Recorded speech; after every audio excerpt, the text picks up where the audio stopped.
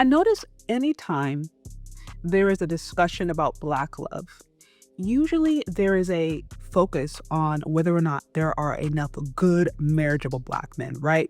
If there are Black men who have college degrees or educated, who make enough money, who are not in prison or don't have a record, who are emotionally available, the whole laundry list, right? But what I never ever really hear is how we define what makes a woman marriageable. I almost never hear that. And usually the conversation goes, oh, there's all these educated women or these women who have these great careers and they are attractive or they have great personalities or they're hardworking, but we're all the men, right? And so they usually will set up the story by saying there's all these career focused women who are looking for men who are on their level, aka have equal or higher social status, equal or a higher amount of money. But the thing is, just because a woman has a career or just because a woman has a college degree does not inherently make her marriageable. And so I think while there is so much focus on the ways in which Black men are not showing up in the dating market, supposedly, I think a more well-rounded conversation would also be to ask, well, how are Black women themselves showing up? Are Black women marriageable? And if so, how? What are the qualities that make them marriageable? And secret or a little hint, hint, clue, clue. It is not your degree. It is not you're marriageable because you went and got a master's or a doctorate or whatever. Like that does not make a woman any more marriageable. I have found just through conversations and listening to different men and talking to different men and just observing that it's really less about a woman's degree and more about a woman's ability to be a feminine counterpart, aka does she have a nice personality? Is she nice? Is she easy to get along with? Is she attractive to that man? Does she have a clean record? A lot of dudes, especially those who are educated or the ones who are considered more high body or more high value, may not want a woman that has a lot of bodies or may not want a woman who has a whole bunch of different kids with different dudes, right? I mean, like, I'm just saying, I think these conversations would actually be progressive and it would actually be beneficial if the conversation was well rounded. Because if the whole Black men are not marriageable, if all that does it just become a reason to blame Black men again and to bring up the same old tired talking points that have been debunked for the past few years now, right? The Black men are gay or there's nobody, they're in prison. If all we do is just use that as a reason to blame men, then we actually never get to the root problem. And I've always said there's no reality that exists in which Black men are not raised to be husbands and Black men are just horrible at relationships, but all of a sudden all of the Black women are raised to be wives, because I'm like, they grew up in the same household. So if we were to sit here and say that Black men are not leveling up, or if Black men are not marriage material, then we also have to look at the girls and the women and be like, okay, well, we can also conclude that the Black women probably themselves are not being raised to be wives because they grew up in the same households, under the same cultural values, under the same parents. So I just think these conversations would be so much more valuable and so much more fruitful if we looked at things from a more well-rounded response. Yes, it's okay to ask if Black men are marriageable, if we're able to define what marriageable means, but we also have to expand that conversation to include Black women, because relationships are, two-sided. It's not just based upon one person getting their way and another person getting their way. It's like, no, we actually have to look at the situation in its entirety and the problem in its entirety if there is ever to be an actual real solution.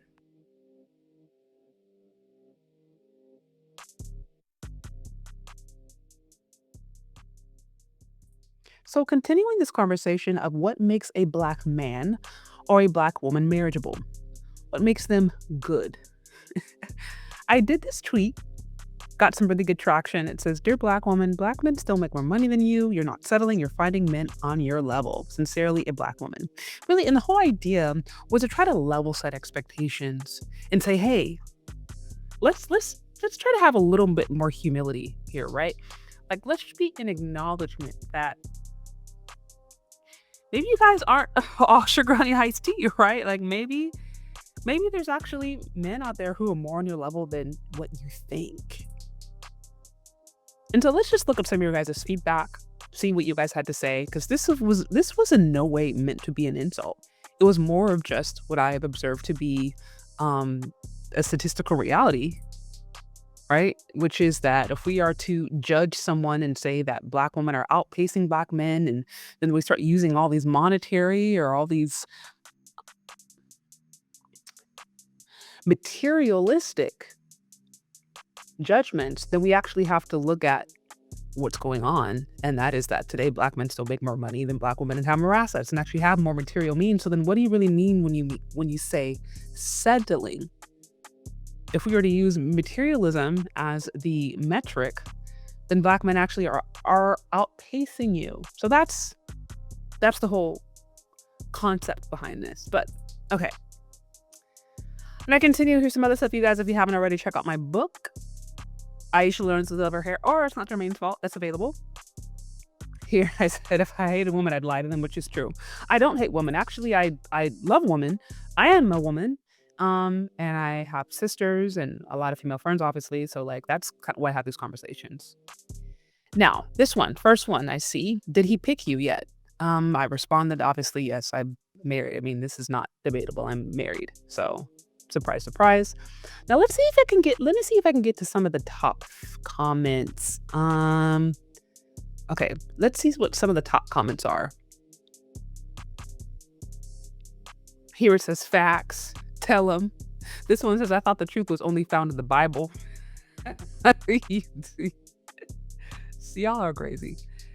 Laughing emoji, question mark. They're not, this one isn't feeling it. That's some quotes. Now let's go back to some other comments. Sincerely, it picked me. Okay, so this one wasn't her fifis. This one was really upset. It says a parody account, so not really to be taken seriously. Let's see if she engaged in some meaningful conversation. Pick me got picked. Essentially, you're saying you're unwanted. Oh. Black Twitter is undefeated. I'm not gonna. I am not gonna sit here.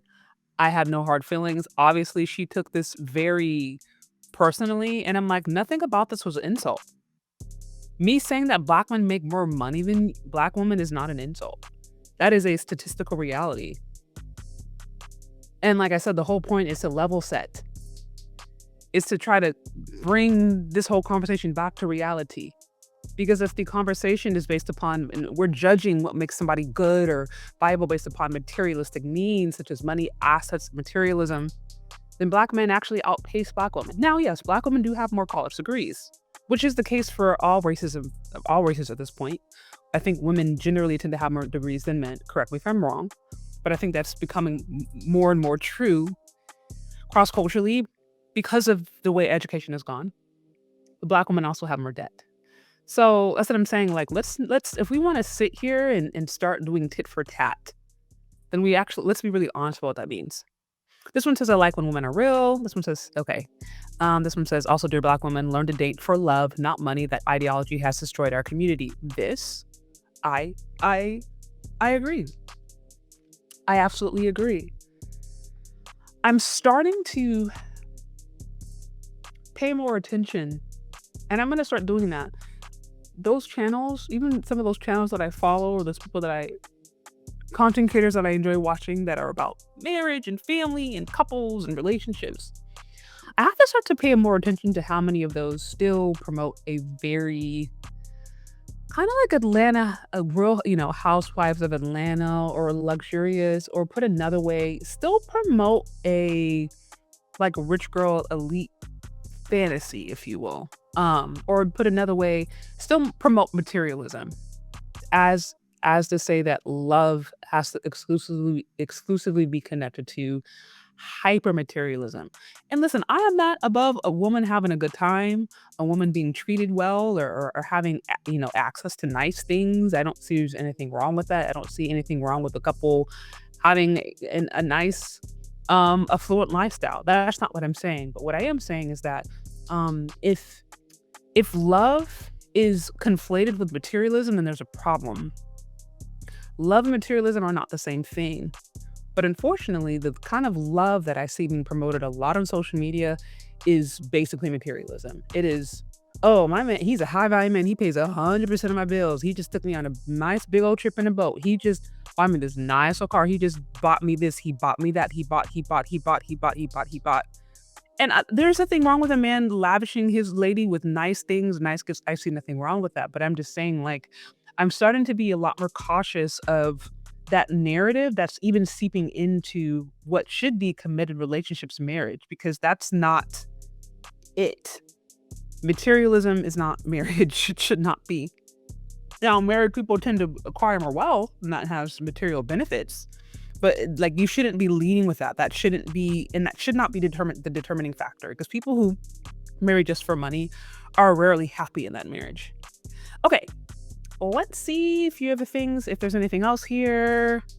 I mean, this emoji here, it says everything that it needs to say. It's pretty clear, cooked.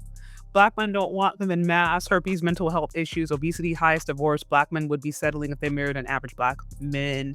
Sad but true. Or I think he was saying black men would be settling if they married an average black woman. Sad but true.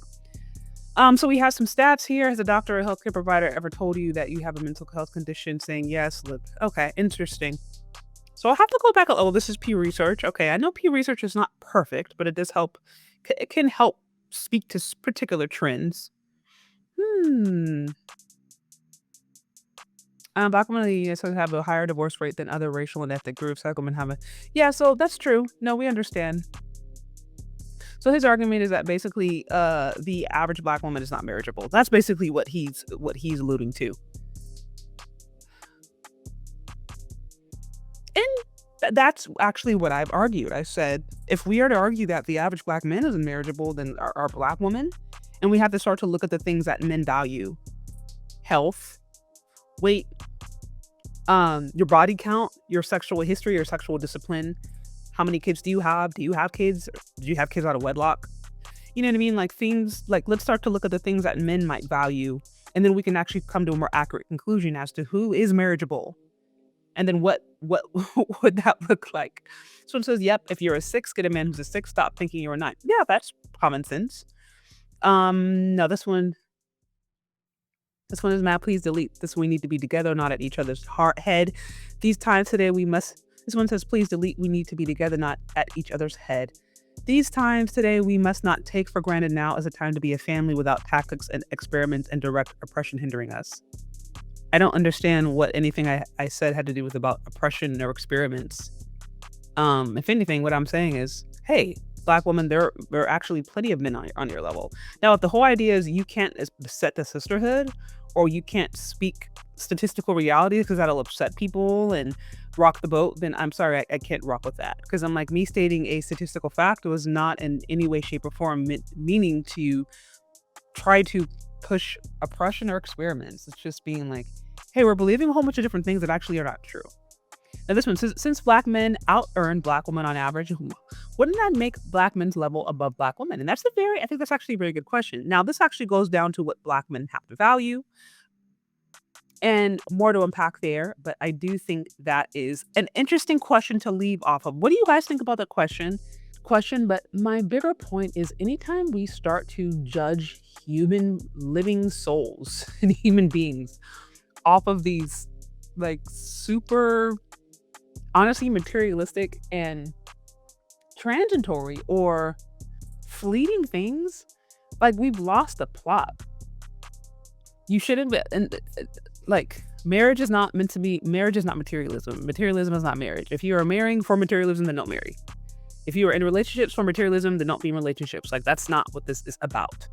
And I partially agree with what the gentleman said before. He was like, materialism is actually what has messed up a lot of relationships, or that is not understanding, like, not having these things in its proper place. I'm not saying you got to be a bum or be a hippie or live on the street, and that's true love. I'm not saying that. But what I am saying is that putting a unhealthy amount of focus on money or the accumulation of things or wealth, like putting that out, not allowing that to remain in its proper context, like putting that as the primary goal and not allowing it to remain in its proper place, is what destroys a lot of relationships or keeps them from thriving in a real healthy, honest way. Anyways, that's what I have, guys. What do you think? Let me know down in the comment section. Thank you so much for listening. If you've gotten this far, we'll talk later. Bye.